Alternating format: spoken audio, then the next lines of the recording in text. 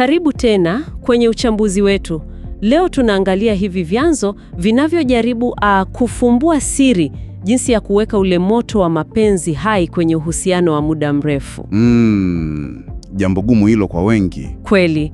Na ujumbe mkuu unaojitokeza ni huu: sahau zile mbwembwe za kwenye sinema.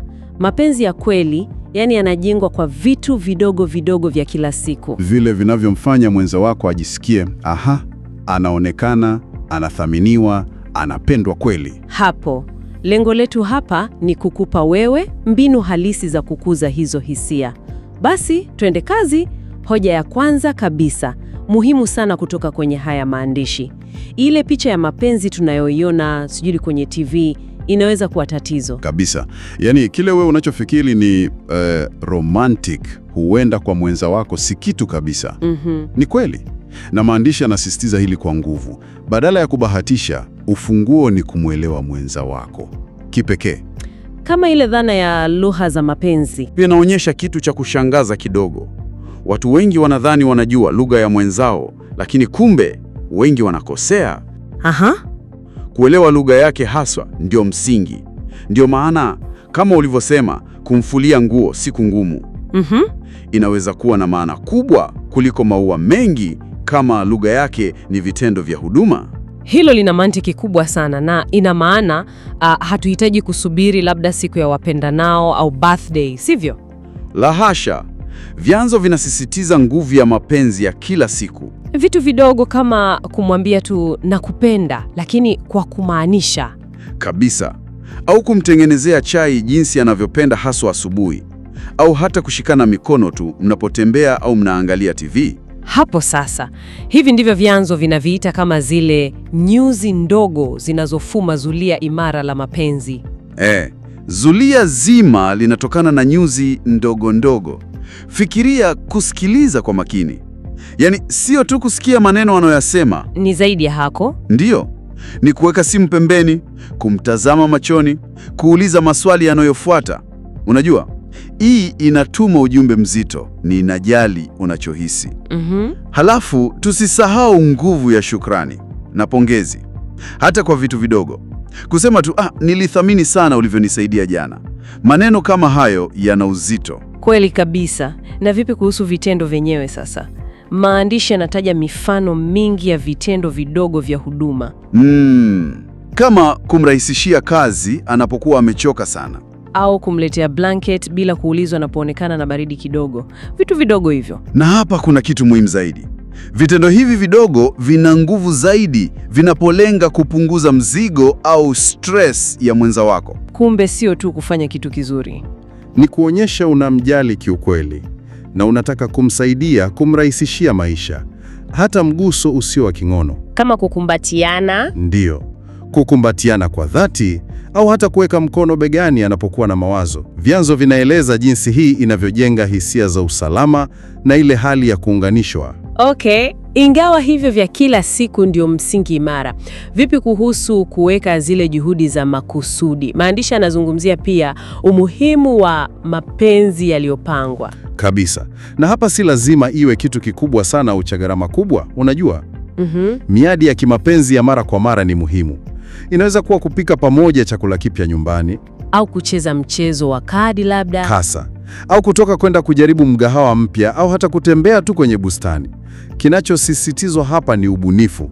Na kubadilisha kidogo. Ndiyo, kubadilisha aina za miadi ili kuepuka ile hali ya kuzoeana sana. Lengo kuu liwe kufurahia kuwa pamoja na kuunda kumbukumbu mpya. Inaonyesha bado unaweka juhudi. Na kusherehekea sio tu zile siku kuu kubwa. Maandishi yanataja hata kumbukumbu mdogo kama ile siku mlipoanza uhusiano. Au labda alipopata mafanikio fulani kazini. Hasa. Na kuhusu zawadi zile za kushtukiza. Msisitizo uko kwenye fikra iliyotumika, sio bei. Kama kitabu anachokipenda sana. Au picha yenu nzuri mlioipenda kwenye frame. Ubunifu una nafasi kubwa hapa. Kama kumtengenezea kitabu cha kuponi kwa ajili ya vitu kama msaada wa kusugua mgongo bila kuulizwa. Hiyo nzuri. Au siku moja hufanyi kazi yoyote ya nyumbani. Ni ishara ndogo tu zinazosema na kufikiria.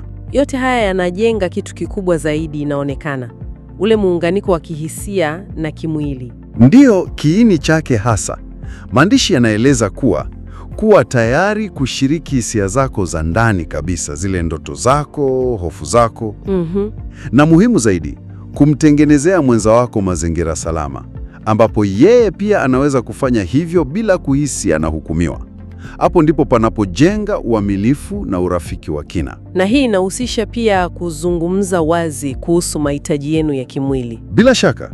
Na kutenga muda maalum kwa ajili ya ukaribu huo ni muhimu. Lakini tusisahau pia upande wa pili wa sarafu. Vyanzo vinaonya kuhusu wauaji wa mapenzi. Nadhani tunawajua wengine, kama kumchukulia mwenzako poa. Hilo la kumchukulia poa ni sumu kubwa kweli. Lakini kingine kinachoonekana kuumiza sana, kulingana na utafiti, ni kupuuza yale maombi madogo ya kuunganishwa. Maombi madogo ya kuunganishwa kama gani? Kwa mfano, anapojaribu kukuambia kitu kidogo tu kuhusu siku yake, na wewe unaendelea kuangalia simu au TV. Ujali. Okay, nimekuelewa. Vitendo hivi vidogo vya kupuuzwa vinajenga ukuta taratibu sana, ukosoaji wa mara kwa mara, na kwa ujumla kutoonyesha juhudi yoyote, navyo vimo kwenye orodha hiyo hatari. Na mwisho kabisa, ule mtego wa kujilinganisha na wengine, hasa tunavyoona kwenye mitandao ya kijamii. Bwana, ni rahisi sana kuangukia hapo. Lakini kumbuka, wewe unachokiona kwa wengine mara nyingi ni sehemu ndogo tu, tena iliyochujwa vizuri. Ni kweli. Vyanzo vinatukumbusha kwamba kila uhusiano una safari yake ya kipekee, na mapenzi hubadilika kulingana na hatua za maisha. Muhimu ni kukua pamoja na kuendelea kuwa na ile hamu ya kumjua mwenza wako, jinsi anavyobadilika na mahitaji yake mapya. Kwa hiyo tukikusanya yote haya pamoja, ujumbe muhimu ni upi hasa? Inaonekana kudumisha mapenzi si kama kufika mwisho wa mbio fulani. Hapana, ni safari isiyoisha. Ni safari isiyoisha. Ni kuhusu juhudi za makusudi za kila siku, ziwe ndogo au kubwa, zinazomfanya mwenza wako ajisikie wa thamani na wa kipekee kwako. Na labda jambo la msingi zaidi ni hili: ishara za kimapenzi zenye nguvu zaidi ni zile ambazo ni za kweli, zinatoka moyoni na zimelenga yeye hasa kama mtu binafsi. Yaani, kwa kuzingatia kile kinachomgusa yeye hasa. Si kile ambacho jamii au filamu zinasema ndio mapenzi. Ni kile kinachomgusa yeye binafsi. Hili linatuachia swali muhimu la wewe kutafakari.